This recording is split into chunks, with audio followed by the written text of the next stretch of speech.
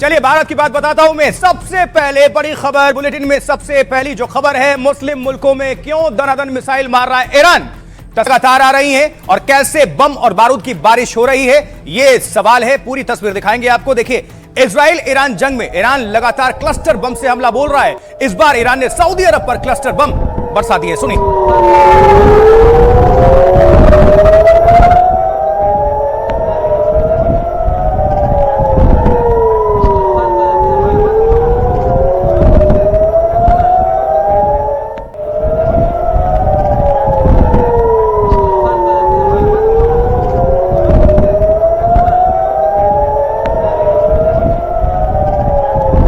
तस्वीर आप देख रहे हैं, सऊदी अरब, ये ईरान क्लस्टर बम लगातार बरसा रहा है। बारिश कह लीजिए, बमों की बारिश। ईरान का पलटवार है ये, क्लस्टर बम से दहल गया सऊदी अरब।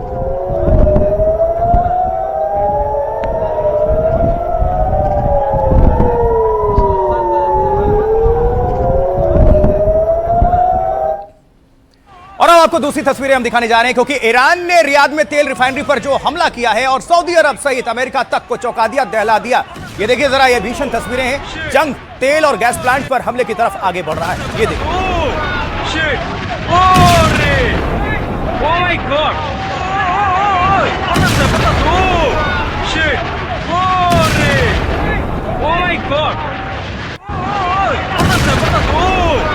भीषण भीषण बमबारी है ये। आसपास जो लोग हैं उनको सुन पा रहे हैं आप। ओ माय गॉड, एक बार फिर से सुनवाइए।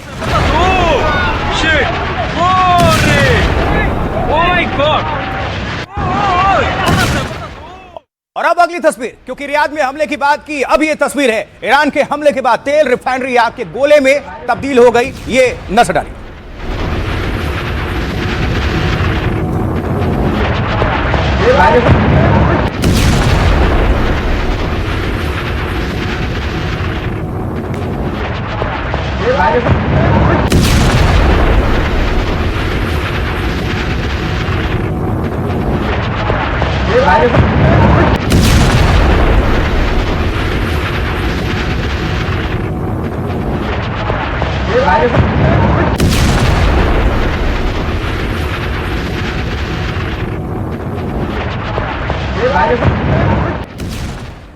और कई देश इसमें शामिल हैं जिस पर ईरान पलटवार कर रहा है। एक साथ सब दहल उठे हैं। ईरान ने मिडिल ईस्ट के एक और मुस्लिम देश कतर में भी तेल रिफाइनरी को टारगेट कर दिया है। ये देखिए जरा तस्वीर। और इसके बाद कतर ईरान से बेहद नाराज है। मुस्लिम देशों को इसको लेकर एक आपात बैठक, इमरजेंसी बैठक जिसे कहते हैं, वो बुलानी पड़ी।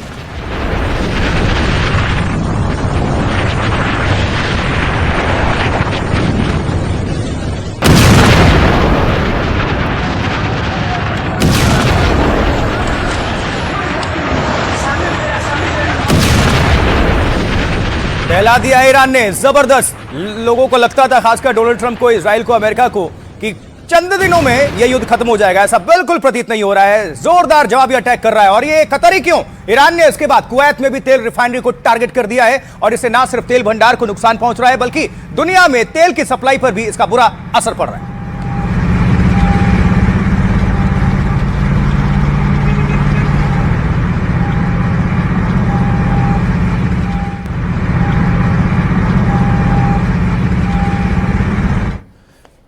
यूएई, यूनाइटेड अरब अमीरात में अमेरिकी बेस को कितना नुकसान पहुंचा है, इसकी सैटेलाइट तस्वीरें सामने आ गई हैं, जिसे आपके सामने रख रहे हैं। देखिए, इसमें दिख रहा है कि ईरान के हमलों में अबू धाबी के एयरबेस को कितना नुकसान पहुंचा है। ये सैटेलाइट इमेज नजर डालिए।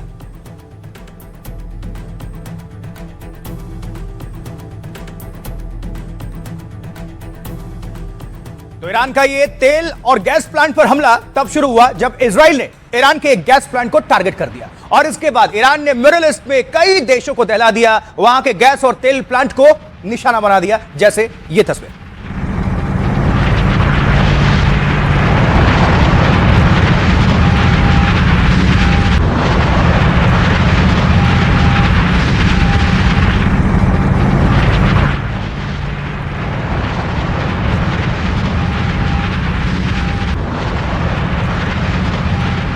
ये इजराइल का पलटवार है जिसे आप देख रहे हैं। ईरान के गैस प्लांट पर ये अटैक किया है इजराइल ने। ये देखिए, एक बार फिर से सुनवाते हैं। पूरा धुआं धुआं इलाका ये।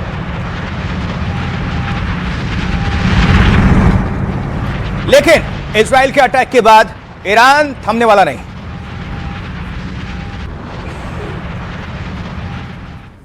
कुछ और तस्वीरें आपके सामने हम रखने जा रहे हैं, क्योंकि जवाबी पलटवार ईरान बहुत आक्रामक तरीके से कर रहा है, उसका शेष नेतृत्व खत्म। लेकिन दुनिया को लगा कि शायद सब कुछ खत्म हो जाएगा और थम जाएगा, बिल्कुल नहीं थमने वाला ईरान। इजराइल के हमले के बाद ईरान ने इजराइल पर क्लस्टर बमों से हमला कर दिया, बारिश कर दी। ये उसी हमले की तस्वीर है आपके सामने।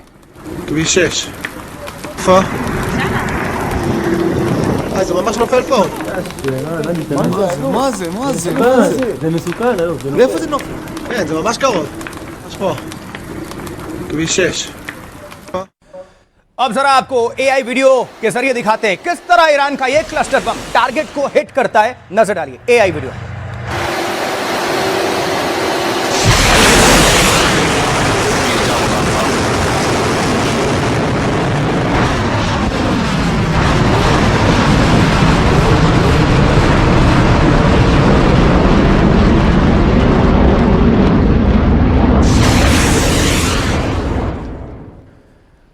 ईरान की सेना ने यह वीडियो जारी किया है। इजराइल पर 63वीं बार मिसाइलों की बारिश कर दी ईरान ने। सवाल यह है कि क्या यह जंग अब तेल और गैस की तरफ शिफ्ट हो रही है? मुस्लिम देशों ने ईरान को सीधी धमकी दी है, चेतावनी दी है, तो डोनाल्ड ट्रंप ने भी कतर पर दोबारा हमले पर ईरान को नतीजे भुगतने की धमकी दी है।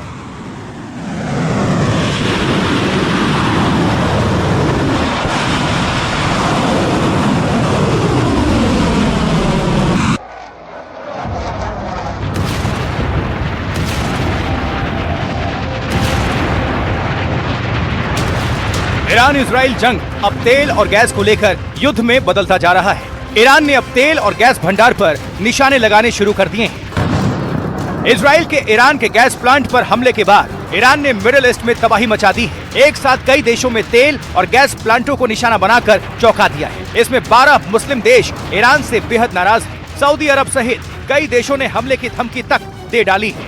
ईरान के हमले के बाद ट्रंप ने कहा उन्हें इस हमले की जानकारी तक नहीं थी, लेकिन अब सारा खेल होर्मुज स्ट्रेट की तरफ शिफ्ट हो रहा है, जहां ईरान टोल टैक्स लगाने की तैयारी कर रहा है, तो अमेरिका अपने जवानों को उतारने का प्लान बना रहा है।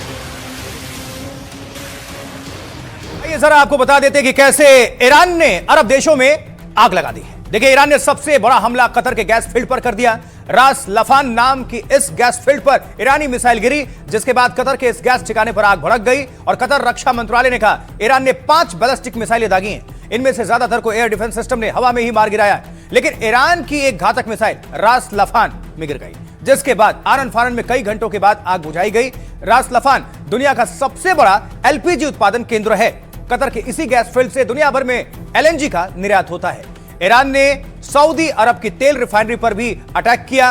समरेफ नाम की तेल रिफाइनरी पर ड्रोन आकर गिरा है और जहां हमला हुआ वो जगह सऊदी अरब के लाल सागर तट पर मौजूद है। यह सऊदी अरामको और एक्सान मोबिल की जॉइंट रिफाइनरी है, जहां से यानबू बंदरगाह के जरिए तेल की सप्लाई होती है। फिलहाल खाड़ी देशों से तेल का यही एकमात्र प्रमुख रास्ता है और सऊदी के रक्षा मंत्रालय के मुताबिक नुकसान का आकलन अभी किया जा रहा है, वो जारी है। ईरान ने यूएई में भी तेल गैस के ठिकानों को नहीं बख्शा है। दावा है यूएई के हब शन गैस सुविधा पर अटैक किया गया है। यूएई के बाब तेल ठिकाने पर भी ईरान ने हमला बोला था, जिसे यूएई ने खतरनाक और अंतर्राष्ट्रीय कानून का उल्लंघन बताया।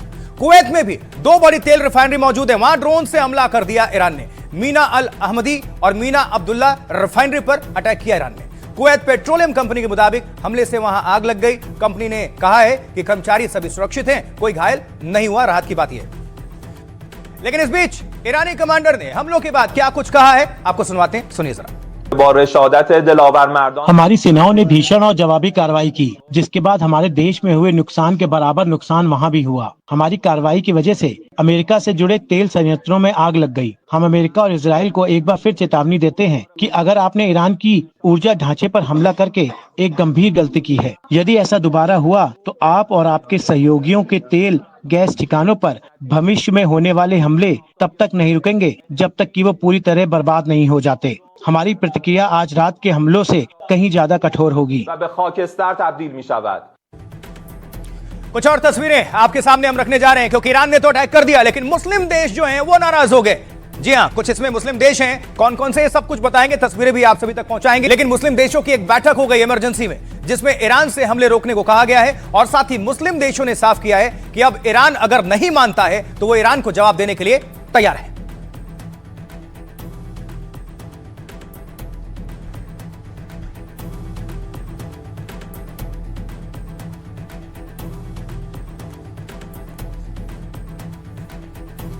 और अब जरा आपको बताने जा रहे हैं, ईरान के मिडिल ईस्ट में गैस और तेल प्लांट पर हमले से गुस्सा यानी आक्रोश। मिडिल ईस्ट के 12 मुस्लिम देशों ने इस पर कड़ी आपत्ति जाहिर करी है और मुस्लिम देशों ने ईरान से तुरंत हमले रोकने को कहा है। कतर ने ईरानी अधिकारियों को अवांछित व्यक्ति घोषित किया है। दूतावास के मिलिट्री सिक्योरिटी अधिकारियों को देश छोड़ने को कहा गया है। 24 घंटे के भीतर ईरानी अधिकारियों को कतर से बाहर जाने को कहा गया है। विदेश मंत्रालय ने ईरान के दूतावास को आधिकारिक नोट भी भेजा है, ऑफिशियल लेटर।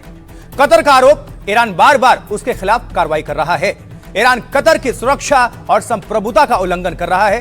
कतर ने सीधे सीधे ईरान को सख्त कदम की चेतावनी दी है। सऊदी अरब की राजधानी रियाद में इमरजेंसी बैठक यानी आपातकालीन बैठक बुलाई गई है।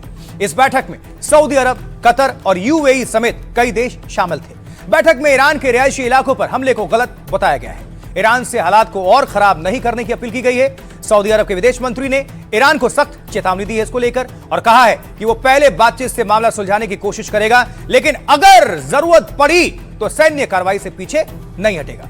सऊदी अरब ने कहा है कि सब्र खत्म हो रहा है, ईरान हमारी बात सुन ले। विदेश मंत्री ने कहा ईरान पर बचा खुचा भरोसा अब खत्म हो चुका है। यूएई ने गैस और ऑयल सुविधाओं पर हमलों की कड़ी निंदा की है। यूएई के विदेश मंत्रालय ने ईरान के खिलाफ बयान देते हुए कहा है कि संप्रभुता और सुरक्षा के लिए जरूरी कदम उठाने का अधिकार रखते हैं हम। एयर डिफेंस सिस्टम ने हमलों को सफलतापूर्वक इंटरसेप्ट किया। ऊर्जा ढांचे पर हमले क्षेत्रीय स्थिरता और वैश्विक ऊर्जा के लिए खतरा है। इस बीच सऊदी अरब के विदेश मंत्री कैसे ईरान को चेतावनी दे रहे हैं, वो क्या कह रहे हैं, उनकी पूरी बात आपके सामने। अभी मेरी चिंता सिर्फ इस बात की है कि मेरे देश और मेरे पड़ोसी देशों पर हो रहे हमले बंद हो, जो इस संघर्ष में शामिल नहीं है। वरना इन हमलों को रोकने के लिए हम अपने पास मौजूद हर संभव उपाय करेंगे। ईरान के साथ किसी भी तरह की फिर से बातचीत से ये संघर्ष किसी न किसी जगह जाकर खत्म हो जाएगा। लेकिन मुझे आपको बताना होगा कि पहले जो थोड़ा बहुत विश्वास था वो पूरी तरह से टूट चुका है, कई स्तरों पर टूटा है। ईरान अपने पड़ोसियों से बातचीत में विश्वास नहीं रखता, जबकि हम उसे बता चुके थे कि हम किसी भी संभावित टकराव में लड़ाकू नहीं बनेंगे। तो इमरजेंसी बैठक चल रही है, आपातकालीन बैठक बुलाई गई है। मुस्लिम देश नाराज हैं, पूरी डिटेल्स आपके सामने हमने रखी। लेकिन और कुछ तस्वीर सऊदी अरब में इस हमले के बाद स्थिति क्या है, क्योंकि काफी संख्या में लोग वहां उमरा करने पहुंचे हुए। ये तस्वीर देखिए और एनडीटीवी के लिए सऊदी अरब की मदीना से हुदा जरीवाला की ग्राउंड रिपोर्ट भी दिखाएंगे और समझाएंगे कि वहां कैसी इस वक्त स्थिति है। ये तस्वीर आपके लिए।